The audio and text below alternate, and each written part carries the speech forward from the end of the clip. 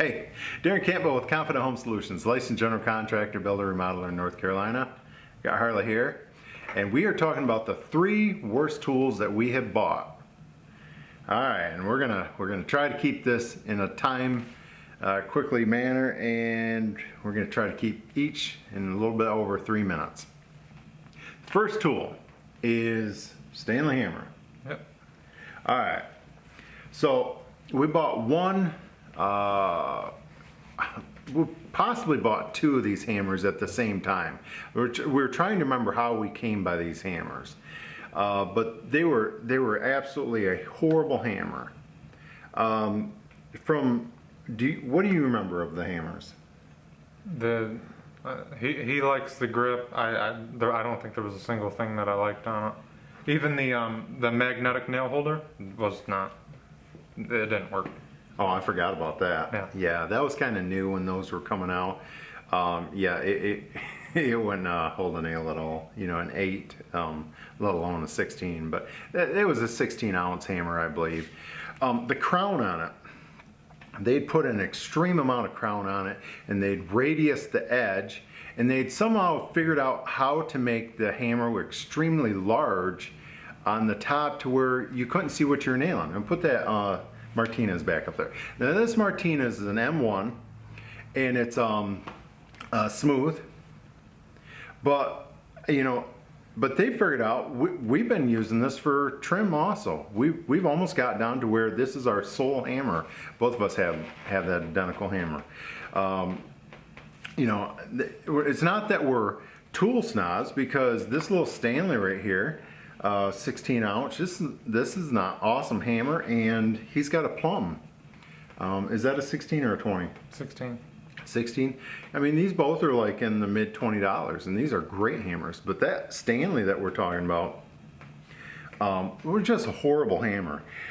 What was another thing on it besides the head? I mean, because you could not put a nail in to save your life with that thing. The claws were huge, and I'm not sure if that was their idea of making it overbuilt so you didn't break claws off in the future, but they didn't even come to a tip at the end like his does.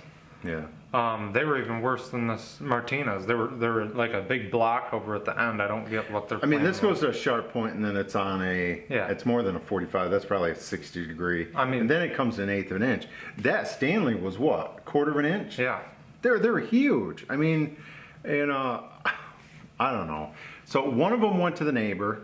We gave it to the neighbor. The other's in the landfill, High Point landfill. So if you're looking for I don't want to say a good hammer, but if you're looking for a very lightly used hammer, they're right beside a couple of sneakers. So. Hey there, Darren Campbell with Confident Home Solutions, licensed general contractor, builder, remodeler in North Carolina. Are you the type of person that wants to know all things related to remodeling, such as what's the building, best materials, best methods, and best tools out there? Well, hit that subscribe button, notification bell, and leave a comment, and also follow us along as we do our own jobs, projects. All right.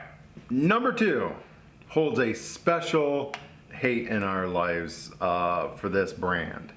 And what's that brand, and what is the tool? It's the Milwaukee Nailers. Oh my, the Gen 1 finish and brad nailers, the 18 volts.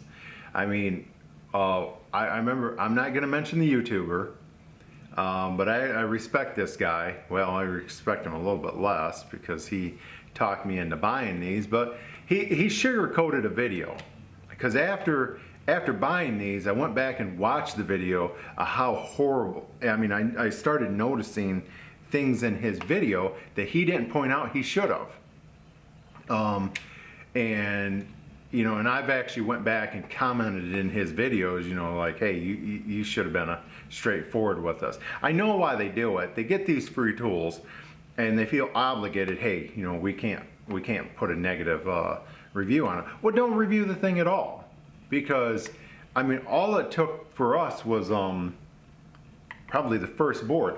Now, what ended up happening, we bought these tools, and we used them, and they didn't perform the best, but we kept thinking, well, we need to adjust them. We need to do this, we need to do that, and we need to do this. And I actually think we bought these nailers from Acme Tool, which is an awesome tool company to buy tools from. If I would have bought these from Home Depot, they would have been taken back immediately. You know, I grew up around corded Milwaukee tools, and they're some of the best of the best, and they'd earned that respect by the quality of their corded tools.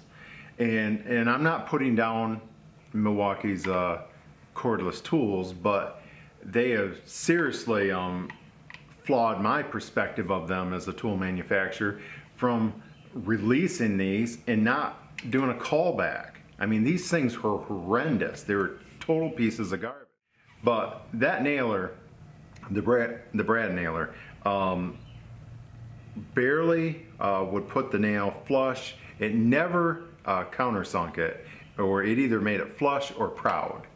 So you're always going back in there with a nail set, and a lot of times when you're resetting a nail, a brad, it bends over, and so you're doing more damage. And at your point, you're like, well, why not just nail it in with a hammer? Let me see. Oh, and the finish nailer. You remember how that thing would recoil? Yep. I mean, it was like a 12 gauge. It was like boom. It was hilarious. Now, we do disagree on this point. He thinks that they were overly large. And what have you said about it? The reason I say they're overly large, when we do kitchens, we install toe kicks on the bottom. And with these nailers, you could not fit the nailers under a 4-inch toe kick because they're a huge block. That's why we use these right here. They're nice and slim. You can fit them anywhere. You can do any angle you need. And upside down. See, he's getting angry already. Yep. So, you know, and he's the one that does it. I don't do a lot of that trim anymore. He's taking that over. He does excellent trim. I'll take his word because I was the one that ran more of the finish nailer over the Brad. But both these nailers, you know, they're in the trash truck. We have a trash truck that comes weekly, and we don't keep our garbage around. They're absolutely horrendous. And later on, we started seeing other people come out, at least in comments, you know, 6 months later or so on, saying how horrible these things were.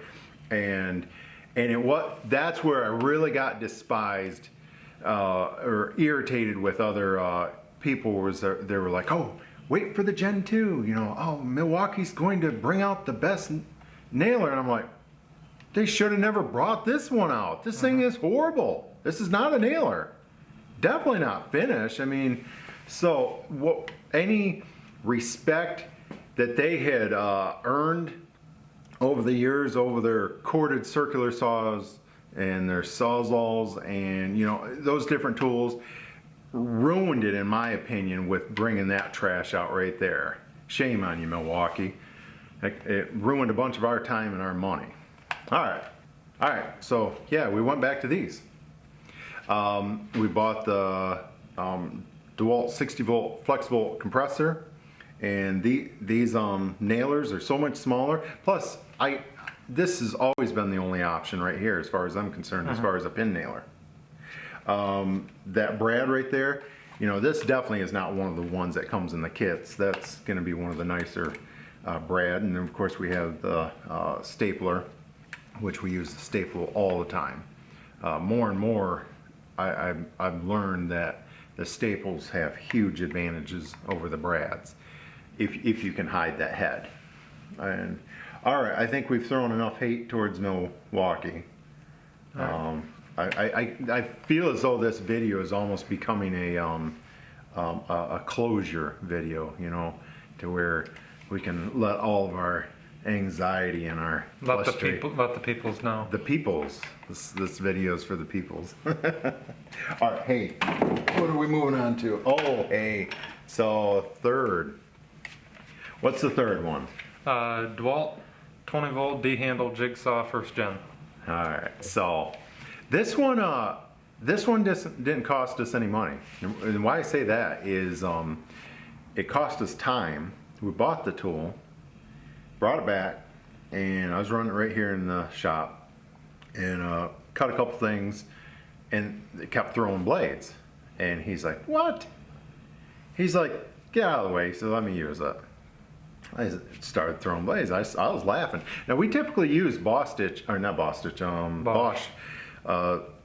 jigsaw blades, and I was like, maybe that's it. But the tool came with a couple of their own blades, so I said, well, let's give them a try. It wouldn't hold them either. So what did we do then? We bought what, 2 more and cycled them through. Went back to Lowe's. I returned that, bought another one, brought it back, was doing the same thing, spitting blades. You know, took that back, went to another store, bought one from a totally different town, quite a ways away, bought another one because we wanted to stay on the 20-volt line. And it was at that point that we realized that we were going to have to start to go to different battery platforms, you know, because we would already kind of start thinking that way. All right, so the DeWalt really didn't cost us that much money because we were able to return it. All that literally happened in a couple days. We went over to this Festool. Yeah, it cost probably 3 times, but it's never spit a blade. Yeah, we're on yet another battery platform, but it does what it needs to do. It's the Cadillac of jigsaws. So. Yeah. Oh, and before anybody says, well, you know, maybe it was your blade. We tried Lennox blades in it. We tried our Festool blades in it. We tried some rigid blades, Bosch blades, and some DeWalt blades. So. Oh, in the DeWalt? In the DeWalt. Yeah. And once it kept spitting all those out, I'm like, that's it. We're done. Yeah. So. Yeah. So, well, I think we've shared enough hate on tools. We really we don't get caught up in that stuff now. I mean, I will do multiple views on different channels to see, you know, and you can definitely go to certain channels. There are channels out there that are very loyal to one brand, and one very specifically, all their thumbnails are slanted towards one brand. And I don't get how that can be. I don't, because do we all think one company makes the best? No. I mean, there's no way. I don't believe Festool makes all the best tools. We don't have their what is it, the Capex or whatever their miter saw. My perspective, I don't think it's built heavy enough for what we do. I think it's a toy. But you know, they build fantastic tools, but not every company makes the best of everything. I think there's better tools from different companies. All right, let's wrap this thing up. Yep. I think that's about it.